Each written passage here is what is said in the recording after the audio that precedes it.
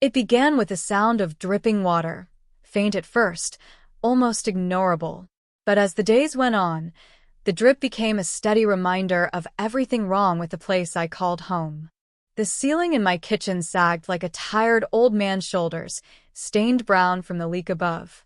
Every time I called the landlord, his answer was the same: "I'll get someone out there soon." Soon never came. The leak worsened, mold crept up the walls, and the stench of dampness filled the air. What I was paying for was more than the worth of that decaying apartment, yet he treated it as though I should be grateful for even having a roof, crooked and cracked as it was. The landlord, Mr. Briggs, carried himself with the smug confidence of someone who believed tenants existed solely to feed his pockets. He was a man who wore pressed suits while his buildings fell apart around him. Every conversation was a negotiation he intended to win, whether it was about repairs, rent, or even basic rights. He laughed when I complained about the heat going out in winter, told me to buy a thicker blanket. When rats gnawed through my pantry and left droppings in the cupboards, he shrugged and said I should keep things sealed better. The man thrived on neglect, squeezing every cent from tenants who had nowhere else to go. And for a long time, I bore it, teeth clenched, promising myself that one day the scales would balance. That day came when he tried to evict me. The excuse was flimsy: excessive noise complaints.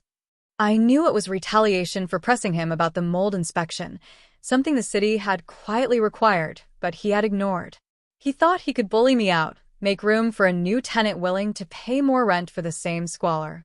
He didn't realize that by threatening me, he had given me exactly what I needed: a reason to fight back without restraint. I began small, with records. Every phone call I had made, every letter he ignored, every rent receipt and maintenance request, I gathered them into neat piles. His signature was on documents where he had promised repairs. His neglect was documented in photographs: the sagging ceiling, the mold, the gnawed cupboards, the peeling paint, the broken locks. I went down to the city's housing authority, filing complaints one after another, each backed with evidence. But I didn't stop there. I spoke with the other tenants: Mrs. Alvarez on the third floor, who had been living with a broken heater for years; Jamal in 2B, who had been threatened with eviction when he asked for pest control; the young couple in 4C, whose newborn had developed breathing issues from the mold. Each story was worse than the last, and each tenant had felt alone, powerless. Together, we were something else. The building buzzed with quiet revolution. We organized, shared resources, pooled information. We found Briggs's other properties and spoke to tenants there, uncovering a pattern of exploitation and lies. I tracked down his contractors, men he hadn't paid, who were more than willing to testify to his stinginess and corner-cutting. Slowly, I stitched together a tapestry of his misdeeds, a story too big to ignore. It was almost enjoyable, watching his composure crack. The first inspection notice came, and he waved it off as a routine annoyance. Then came the citations, fines for violations he could no longer hide. He stormed into the building, red-faced, barking at tenants to stop feeding the city lies. But his anger only fed our resolve. I slipped flyers under every door, detailing tenants' rights and outlining the steps to file complaints. The once silent hallways filled with whispers of solidarity, and Briggs could feel the ground shifting beneath his shiny shoes. Then came a lawsuit. Together with a legal aid group, we filed a case against him for negligence and unlawful retaliation. The look on his face when he was served papers outside the building was a moment I'll never forget. For once, the man who thrived on intimidation looked small. The courthouse became our battleground, and with every photograph, every witness, every report, we dismantled the facade he had built. The judge did not look kindly on a landlord who let children live among rats, or on a man who falsified repair invoices while pocketing the funds.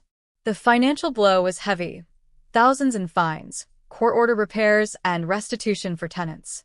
But the real revenge wasn't just in the money. It was in watching his empire unravel. Word spread quickly. The city launched broader investigations into his other properties. Tenants across town joined forces, emboldened by our case. The press picked up the story, and his name was splashed across headlines as the face of slumlord greed. No longer was he the untouchable man in a press suit.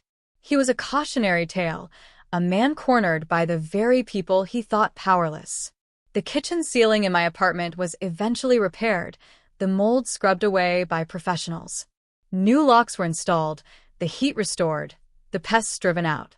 But for me, the greatest satisfaction wasn't in the repairs.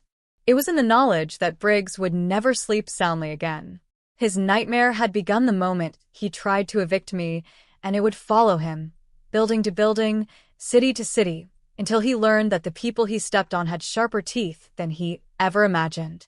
And every time I hear the faintest drip of water now, I smile, not with dread, but with the memory of the day the slumlord finally met his reckoning. The thing about men like Briggs is that they don't know how to lose quietly. After the judgment, when the fines and court orders came crashing down, he still strutted around like he owned us, muttering about appeals and loopholes. He showed up in the lobby one evening, his face sweaty, shirt collar unbuttoned, demanding rent checks in cash as if nothing had changed. But the balance of power had shifted, and he was the only one who hadn't realized it yet. Mrs. Alvarez stood in her doorway and told him flat out she wasn't giving him another dime until the repairs were finished, waving the court order in his face. Jamal followed, phone camera raised, recording every sputtered threat that spilled out of his mouth. He stormed off that night, but he left something behind, a crack in his armor, a twitch of desperation that told us he was beginning to feel cornered. I started digging deeper into his life. Not just the buildings, not just the fines. I wanted to know who he really was when the press suit came off. Public records told me plenty. He was behind on property taxes for 2 of his buildings. He had a shell company registered under his ex-wife's name, probably to dodge liability. The more I uncovered, the clearer it became that Briggs wasn't just careless. He was sloppy. He had built his empire on neglect, arrogance, and a belief that no one would look too closely. And for years, no one had. Now, every file I opened was another stone I pried loose from the foundation he stood on. The tenants played their part too. We weren't just waiting for court dates or inspectors anymore. We were watching him. Every time he tried to send in one of his under-the-table maintenance guys to slap paint over mold, we documented it. Every shady attempt to harass tenants into moving out was caught on video. He called the cops once, claiming we were trespassing in the laundry room we paid to use. By the time officers showed up, we had already printed copies of the lease agreement and city violations. They left shaking their heads, and Briggs's voice cracked when he screamed at them to do their jobs. The unraveling was slow, but steady. He lost control of his temper in public. At one hearing, he pounded the table so hard that the judge threatened to hold him in contempt. I watched the sweat bead at his temples, the way his hands shook as he tried to shuffle papers he hadn't bothered to prepare. The same man who once smirked down at tenants like ants now struggled to form sentences without his voice breaking. He wasn't just losing money, he was losing face. But my favorite moment came months later, long after the first fines had been paid and the headlines had moved on. I passed him outside the courthouse steps. He looked smaller, thinner, his suit wrinkled, hair uncombed. He didn't see me at first. He was too busy arguing with someone on the phone, his voice frantic about investors pulling out and accounts being frozen. For a man who had once laughed at my complaints about a leak, he now looked like a man drowning in one. I could have walked past. I could have ignored him, let him fade into the background of my life. Instead, I slowed my pace until he glanced up and met my eyes. He froze. For a moment, we stood there, the slumlord and the tenant, locked in silence. I didn't say a word. I didn't have to. My smile did all the talking, a quiet reminder that his nightmare wasn't over.